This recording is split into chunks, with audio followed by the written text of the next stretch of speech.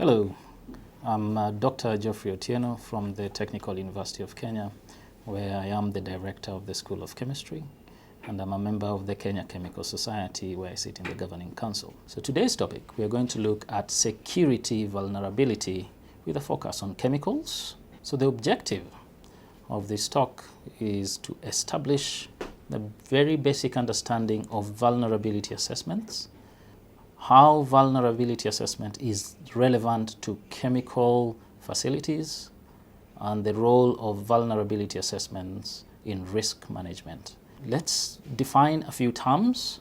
So a vulnerability is a weakness in a system or in some controls, or a weakness in the protection systems, or a weakness in some security procedures. And all these weaknesses can result in unauthorized access to facilities or chemicals. And vulnerability assessment process is simply a process that identifies those weaknesses, quantifies the weaknesses, and ranks them for a given facility. Now, in doing the vulnerability assessment, we aim at reaching a point where we decide that the level of vulnerabilities that have been identified are acceptable or not acceptable. If acceptable, we proceed with operations. If not acceptable, we introduce measures to counter the vulnerabilities identified. The steps to carrying out a vulnerability assessment include: number one, characterizing the facility, looking at how is the facility in terms of its physical infrastructure. Without knowing how our facility is, we would not be able to characterize the weaknesses in the facility. After characterizing our facility, the second step is to look at credible threats. What are the threats that we may encounter in our environment? We all come from very different environments, and we should identify credible threats. Then the third assessment criteria is to identify the vulnerabilities. We need to know where are our weaknesses, where are those vulnerabilities. After identifying those vulnerabilities, we identify a risk. And remember that risk is looking at likelihood and consequence. If in identifying or assessing our risk, we determine that we are at high risk, therefore the risk is not acceptable, we identify upgrades to reach a point where the risks are acceptable. But if we assess the risk and we find out that the risk is low, we proceed with operations. Therefore, the entire process from facility characterization to upgrade implementation is something that must be done periodically, because situations change, environments change, the chemicals we are using in our facilities might change, and even the threat environment might change. So in facility characterization, there are several items that must be accounted for. And the first one is the chemical must be characterized. Is it a chemical of concern? Is it a dual-use chemical? And therefore, are the measures in place adequate? Then the next is characterizing the physical infrastructure itself. How is the storage? Are there locks? Who can access the storage facility? Amongst other characterization in the physical facility. The systems in place. Are the systems adequate in protecting the materials that have been identified? Again, it is important in characterizing the facility to look into the security, whether it is the physical security or the response team. Are they adequate in protecting our asset, which is the chemical? And this, in looking at the response, we also look at the countermeasures at the same time. It is important in characterizing the facility to rank the assets or the chemicals in terms of priority. The amount of effort going to protecting water will not be the amount of effort that will go into protecting a dual-use chemical in the same laboratory. While doing this facility characterization, it's important to gather documents and reports on unusual occurrences. What are the results of previous security incidences? What are the blueprints of your facility? What are the site plans, the kind of operation information that you have? And you use all those documents and reports and information in characterizing your facility. In characterizing the physical infrastructure, it is useful that you look at what are the borders, what are the entry points and exit points, are they well manned, are there parking lots that are adjacent to some of our dual-use chemicals, the different buildings, the physical protection features in place. Those could include biometric systems, locks, and so on. Therefore, looking at the buildings where the chemicals are is important in facility characterization. What are the means that are used to access the facility? Is it by vehicles, people coming in on foot? Because all these require different kind of mitigation places to be put in place. What is accessible? Say by employees. Is every employee allowed to access every chemical? Are there chemicals of concern that are more accessible than others? The kind of operations and equipment that are accessible? Are the process controls within the facility accessible? And by who? Are visitors able to access some of these things? Therefore, it is a very comprehensive way to look at your facility in terms of not just the physical arrangement of the facility with boundaries, but also who has access and what level of access. The next step in carrying out a vulnerability assessment is determining credible threats. There are different types of threats. We have threats that are directly intentional, and this could be organized groups or individuals who would like to access dual-use chemicals in our facilities. Now, depending on your environment, these threats will be different, and hence you need to identify what is the true threat that my facility actually faces. A quick example, a facility that is far removed from any highly built environment with a large population of people is unlikely to be targeted compared to a similar facility right in the middle of a city where we have a large population of people. Therefore, it is important that you look at what are the credible threats. So the credible threats are sometimes classified as insiders and outsiders. And insider threats are more difficult to handle because these are trusted employees who might just be disgruntled.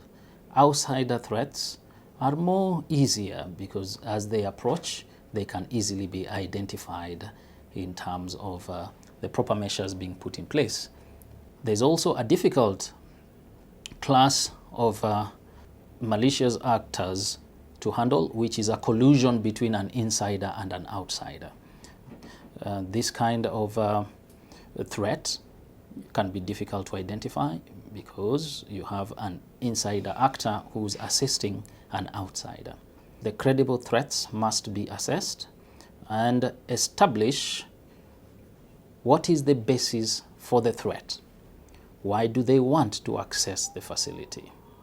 Now, in a threat assessment, we define the type of adversary or the type of threat. And as earlier mentioned, we identify whether it's an insider or an outsider, or it is collusion between the two. We define the type of malicious act that the threat might want to be involved in. Is it an attack, or is it just some sabotage?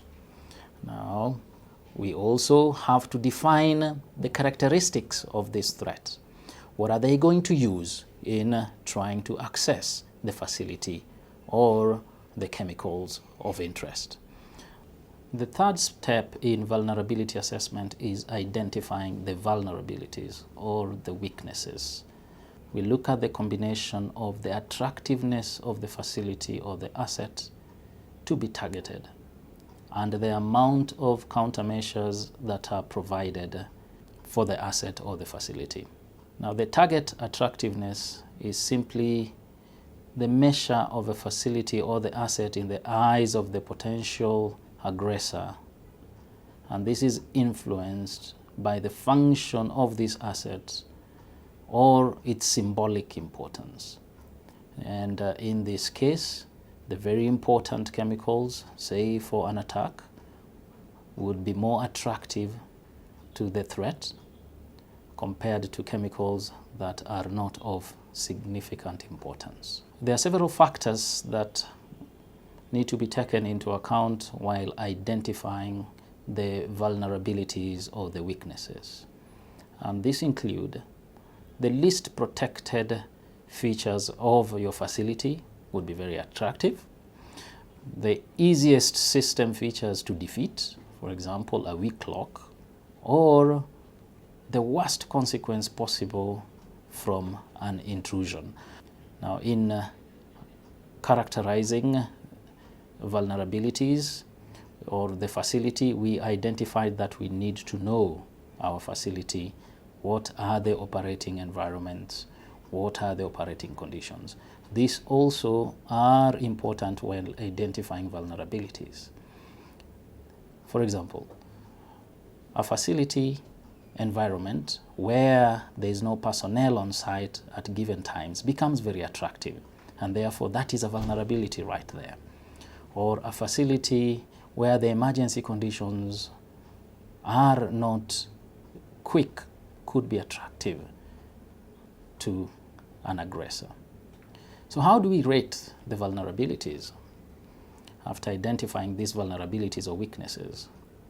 So we can rate them qualitatively from low vulnerabilities to very high vulnerabilities. A very high vulnerabilities would imply a very high profile facility, and the countermeasures, for example, are not adequate to protect our chemicals.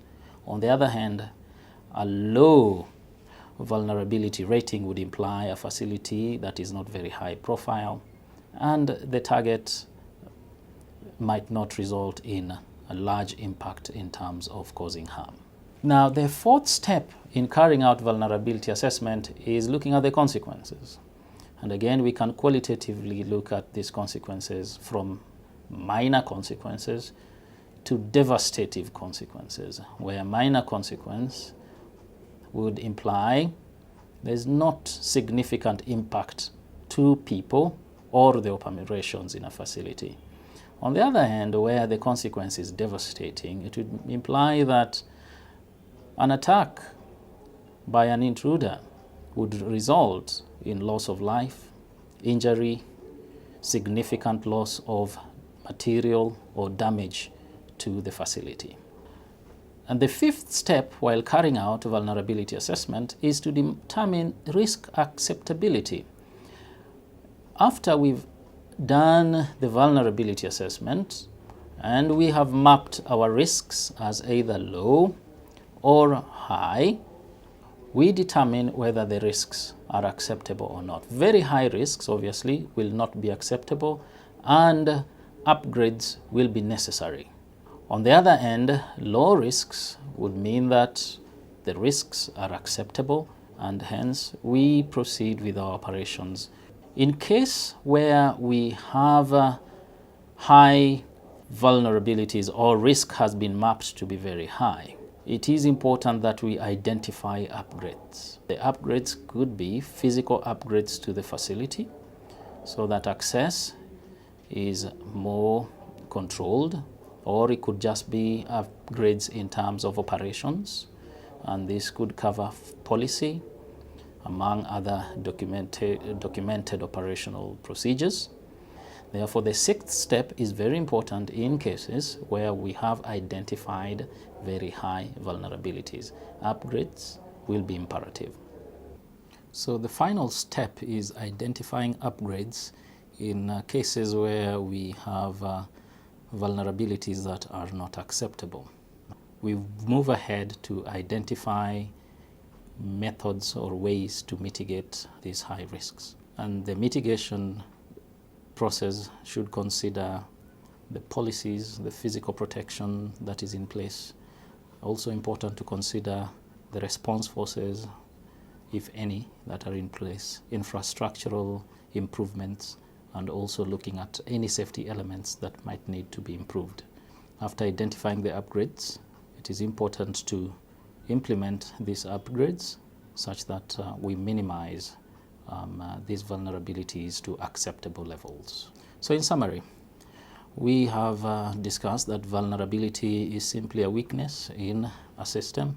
This system could be our operating environment, our labs, and the steps that are taken in vulnerability assessment include: number 1, facility characterization; number 2, identifying the threats; and number 3, identifying the vulnerabilities or the weaknesses. Number 4 is to assess the risk. And number 5, you identify whether the risk that has been assessed is acceptable or not. And where not acceptable, identifying upgrades and implementing those upgrades. Thank you very much.